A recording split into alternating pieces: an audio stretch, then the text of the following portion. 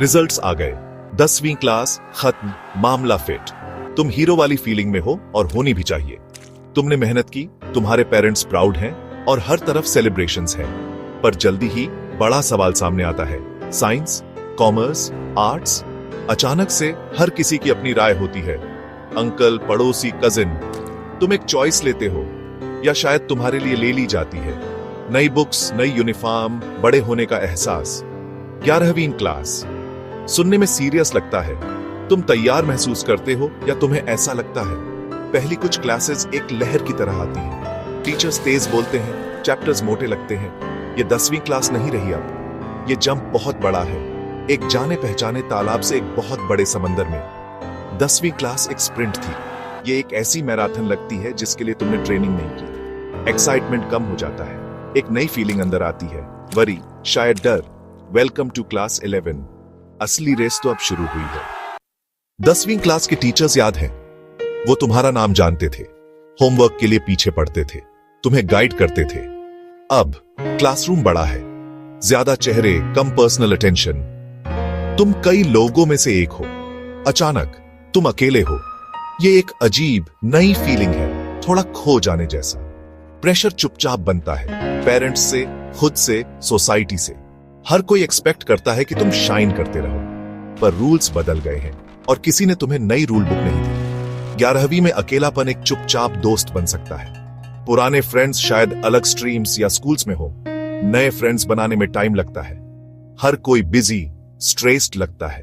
तुम क्लास में बैठते हो, घर जाते हो और सोचते हो, क्या सिर्फ मैं ही ऐसा महसूस कर रहा हूं?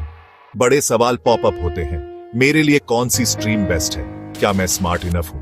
क्या होगा अगर मैं फेल हो गया? सच में क्या मैटर करता है?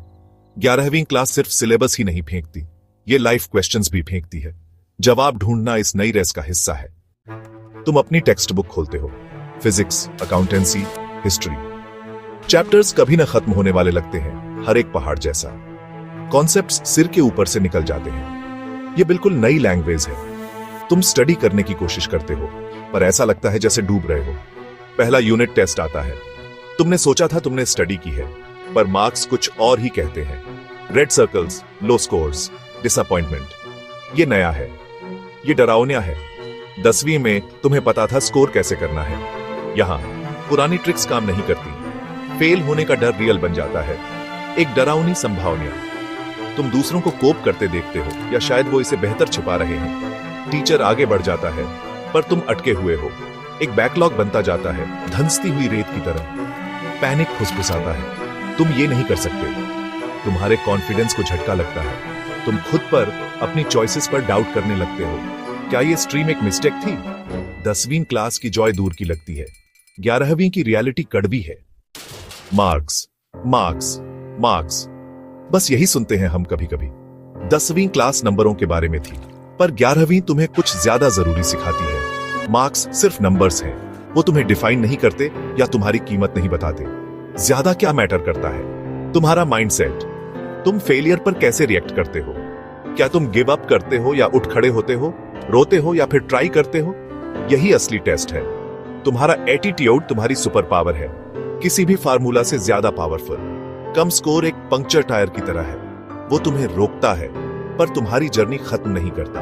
तुम उसे ठीक करना सीखते हो, ज्यादा स्ट्रांग, ज्यादा समझदार बनते हो। 11वीं के फेलियर सबक हैं, उम्र कैद की सजा नहीं। अपना फोकस मार्क्स से हटाकर एक स्ट्रांग माइंडसेट बनाने पर लगाओ। एक ऐसा माइंडसेट जो कहे, मैं कर सकता हूं, मैं सीखूंगा, ये टफ है पर मैं टागर हूं। ये हेडस्पेस तुम्हारा रियल एसेट है। ये तुम्हें 11वीं और लाइफ पार कराएगा। आसपास देखकर कंपेयर करना आसान है। शर्मा जी का बेटा हर टेस्ट में टॉप कर रहा है। तुम्हारे फ्रेंड को सब समझ आ रहा लगता है। कंपैरिजन का गेम शुरू होता है, पर यह एक ऐसा गेम है जिसे तुम कभी जीत नहीं सकते। हर किसी की रेस डिफरेंट होती है। अपने चैप्टर 1 को किसी के चैप्टर 10 से कंपेयर करना अनफेयर है तुम्हारे लिए। हमेशा कोई ना कोई आगे होगा, पर उनकी जर्नी तुम्हारी नहीं है।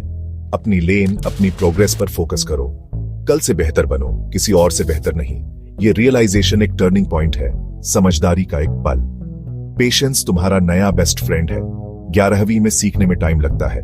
रातों रात सब कुछ मास्टर कर लेने की उम्मीद मत करो। धीरे चलना, स्ट्रगल करना, मदद मांगना ओके है। खुद के साथ पेशेंट रहो, जैसे कोई माली बीज के फूटने का इंतजार करता है। इधर उधर देखना बंद करो, आगे देखो। छोटी छोटी विंस को सेलिब्रेट करो। दूसरों को अपनी पेस सेट मत करने दो। अपनी रेस दौड़ो अपनी स्पीड से। पेशेंस और परसिस्टेंस वो दरवाजे खोल देते हैं जो तुम्हें बंद लगते थे। तुम घर आते हो थके हुए, कंफ्यूज्ड, कभी कभी हारे हुए। तुम्हारे पेरेंट्स ये देखते हैं।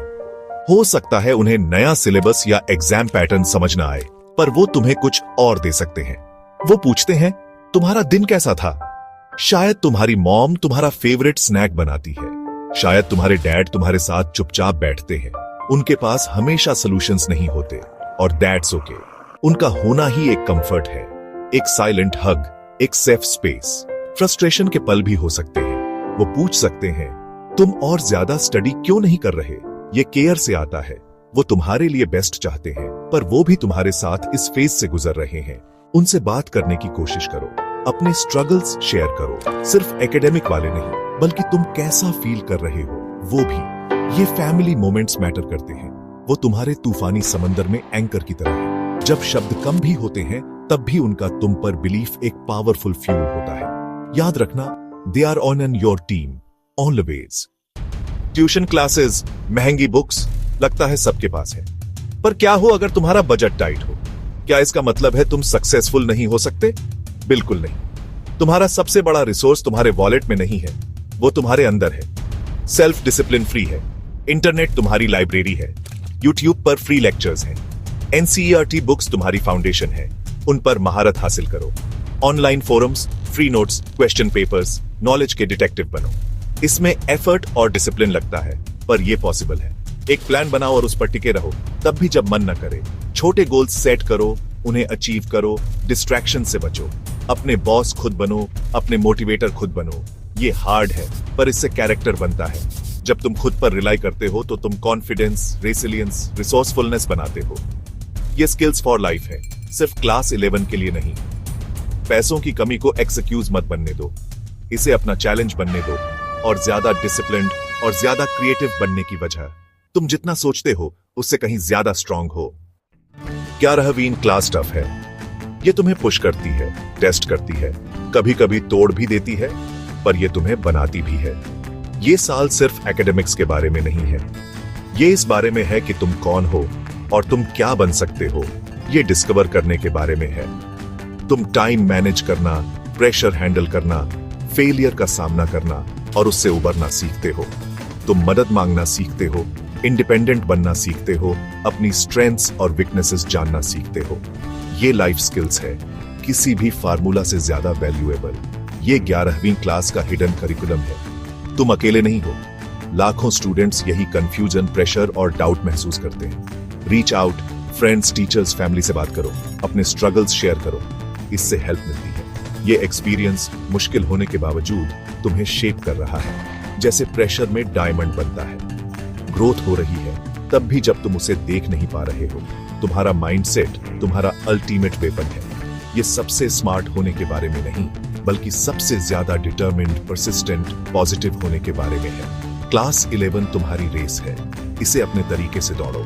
रियल विक्ट्री सिर्फ एग्जाम पास करना नहीं है, बल्कि ज्यादा स्ट्रांग, ज्यादा सेल्फ अवेयर बनकर उभरना है। जो भी आगे आए उसके लिए ready. You got this, believe it.